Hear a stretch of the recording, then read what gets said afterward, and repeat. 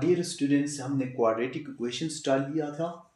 तो आज हम डिस्कस करेंगे कि क्वाड्रेटिक इक्वेशन को सॉल्व कैसे करेंगे। क्वाड्रेटिक इक्वेशन को सॉल्व करने के बहुत सारे तरीके हैं। तो सबसे पहला तरीका ये है कि मिडिल टर्म ब्रेक से उस क्वाड्रेटिक इक्वेशन को कैसे हल करेंगे। तो मिडिल टर्म ब्रेक से कुछ जो इक्वेशंस है उनको हम सॉल्व कर सकते हैं। हर इक्वेशन को हम सॉल्व नहीं कर सकते हैं। अगर कोई quadratic equation middle term break से हल होती है तो हमने उसे मिडिल टर्म ब्रेक से हल करेंगे, क्योंकि ये इजी है, इजीली हल हो जाएगा। अगर मिडिल टर्म ब्रेक से हल नहीं होता है तो फिर नेक्स्ट वीडियो में हम डिस्कस करेंगे कि उस इक्वेशन जो मिडिल टर्म ब्रेक से हल नहीं होती है उसको कैसे हल करेंगे। तो आज का हमारा टॉपिक सिर्फ और सिर्फ ये है कि क्वाड्रेटिक इक्वेशन होनी चाहिए और उसको मिडिल टर्म ब्रेक से हल कैसे करेंगे। तो मैं कुछ ऐसे इक्वेशन से लेता हूं जिनको हम मिडिल टर्म ब्रेक से हल कर सकते हैं।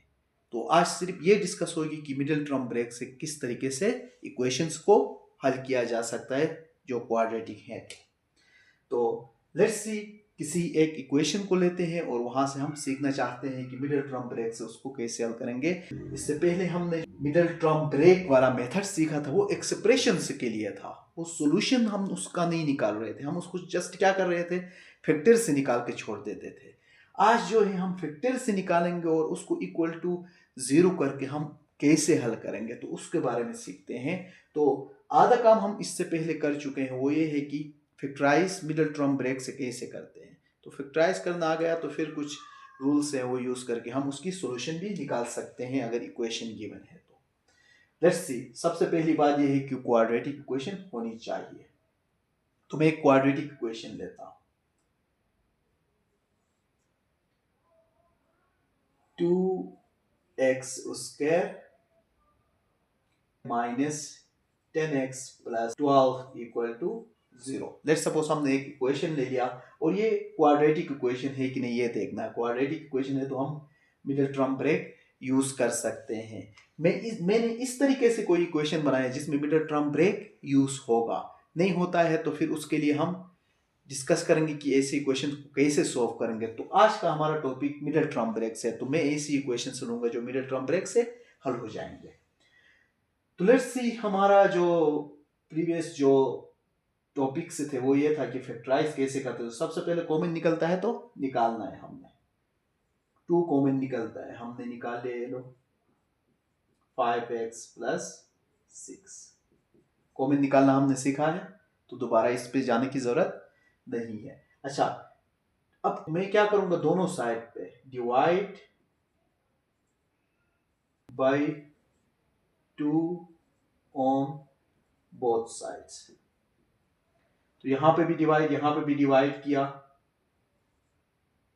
तो x माइनस 5x प्लस 6, 2 इस पूरे को भी डिवाइड किया 2 से, और यहाँ पे 0 डिवाइड बाई 2 किया। 2 और 2 क्या होंगे, कैंसिल हो जाएंगे। x square minus 5x plus 6 equal to 0 upon 2, 0 upon something is 0।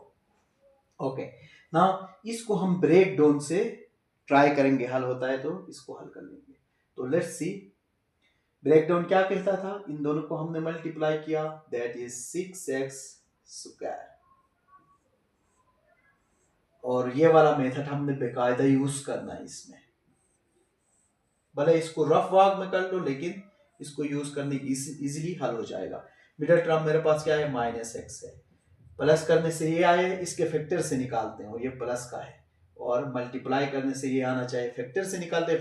Factors of 6x square that are x plus minus 2x plus minus 3x plus minus 6x.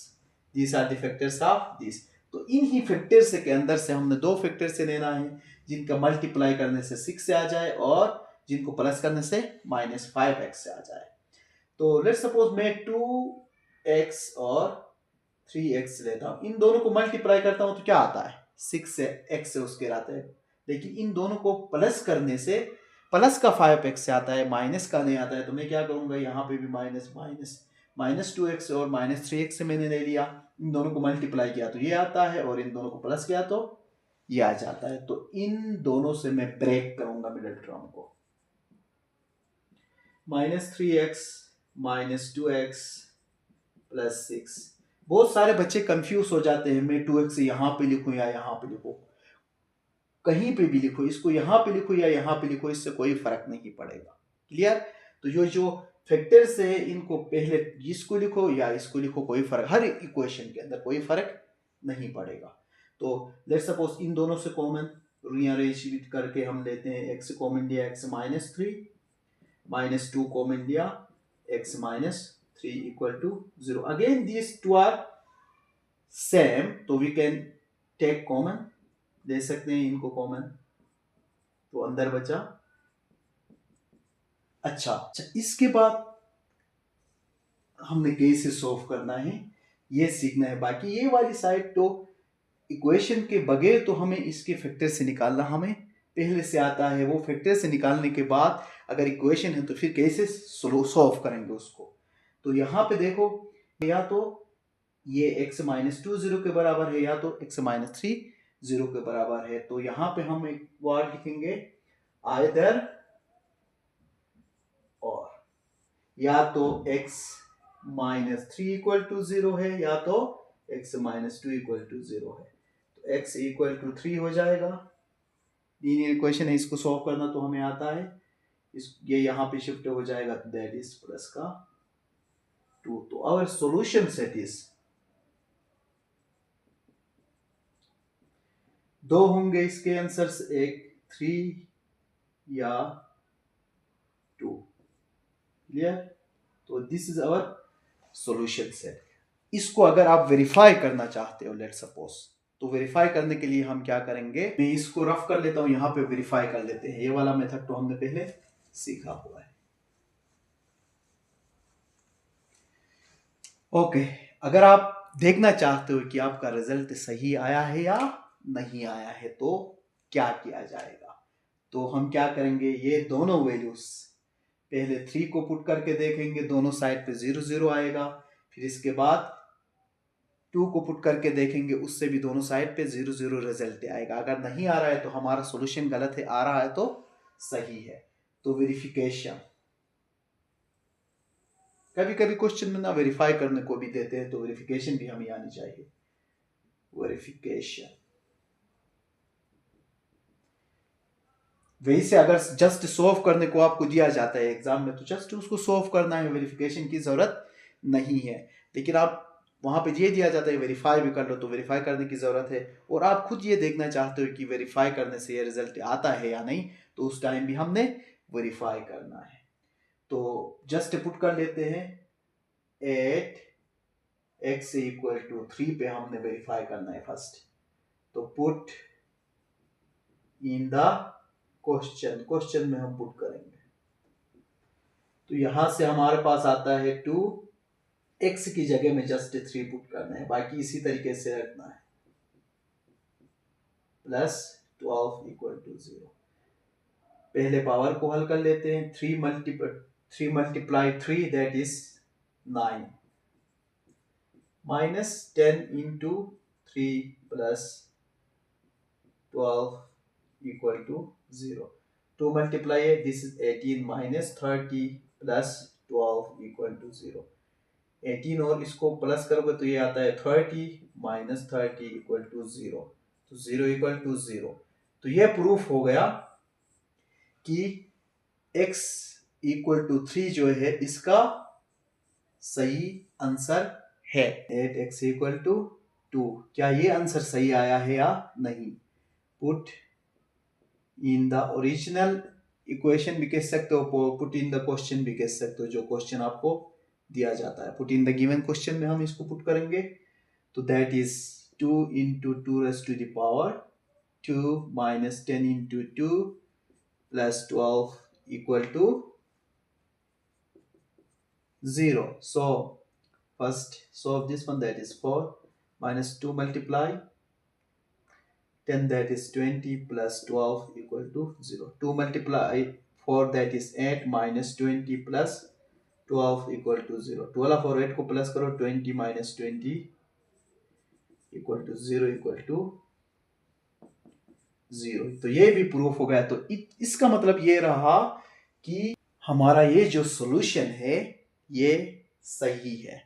तो इसका मतलब ये रहा है, क्योंकि वेरीफाई हो गया तो इसका मतलब ये है कि हमारा सॉल्यूशन सही है।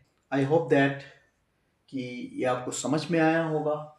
और अगर फिर भी समझ में नहीं आता है तो आप कोई भी सवाल है जो ब्रेक डाउन से हल हो जाए, बस क्वेश्चन ऐसा हो जो ब्रेक डाउन से हल हो जाए, मिडिल टर्म ब्रेक से।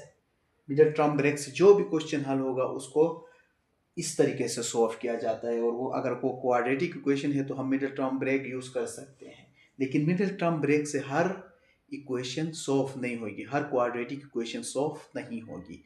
तो अगर मिडिल टर्म से सॉल्व नहीं होगी तो फिर फर्दर क्या तरीके हैं वो हम नेक्स्ट जो हमारे वीडियो से हैं उनमें मैं बता दूंगा कि उसको कैसे सॉल्व करेंगे। तो फिलहाल ये है कि मिडिल टर्म ब्रेक से जो भी सवालात हल हो सकते हैं क्वाड्रेटिक इक्वेशन के, तो उनको इस तरीके से हल किया जाता है। मिडिल टर्म ब्रेक वाला मेथड आपको आना चाहिए, फिर इसके बाद आइदर और करके लास्ट में लाके उसका सॉल्यूशन निकाल लेते हैं। और उसकी वेरिफिकेशन जो है फर्दर जो भी आंसर से आपके आते हैं उन आंसर से को जो है अपने ओरिजिनल जो इक्वेशन है उसमें पुट करना है और उसका रिजल्ट ले आना है। तो दैट्स इट। तो इसके ये क्या होगा, अगर वो जो इक्वेशन में आप पुट करोगे जो भी ओरिजिनल इक्वेशन है उसमें पुट करोगे तो लेफ्ट हैंड साइड का रिजल्ट राइट हैंड साइड के रिजल्ट के बराबर आएगा। मेरे कहने का मतलब ये है कि अगर ये वाला question 2x square minus 10x equal to -12 है, तो इसको फर्दर आप एक स्टेप में आ जाओगे तो ये हो जाएगा। तो आपने अगर अपने ओरिजिनल तो यही है आपका शुरू में जो दिया जाता है, तो इसमें अगर ये वैल्यू से पुट करोगे 2 और 3 इसके अंदर, तो दोनों साइड पे -12 रिजल्ट आएगा। क्लियर? तो ये लाजमी है कि अगर लेट सपोज ये क्वेश्चन दिया जाता तो उसको फर्दर मैंने सिंप्लीफाई किया तो ये बन जाता है, फिर प्रोसेस हो जाता है। तो आप अगर इसमें पुट करोगे दोनों वैल्यूज को, तो 3 अगर इसमें पुट करोगे तो दोनों साइड पे -12 आएगा, 2 भी इसमें पुट करोगे तो दोनों साइड पे -12 इसका आंसर आएगा और ये वेरीफाई हो जाएगा, दोनों साइड से जो है रिजल्ट सेम आएगा। तो इसको कहते हैं वेरिफिकेशन। वेरिफिकेशन जस्ट जो है आपका क्वेश्चन सही है या गलत है इसलिए करते हैं। तो मेरे ख्याल में ये समझ में आया होगा। ये क्वेश्चन ही काफ़ी है समझने के लिए। एक क्वेश्चन में जो टेक्निक्स यूज होती है ना, उन टेक्निक्स को हमने सीखना है। अगर टेक्निक से आपको आ गए तो कोई भी क्वेश्चन दे दे उस कॉन्सेप्ट के हिसाब से तो आप हल कर सकते हो। So have a nice day.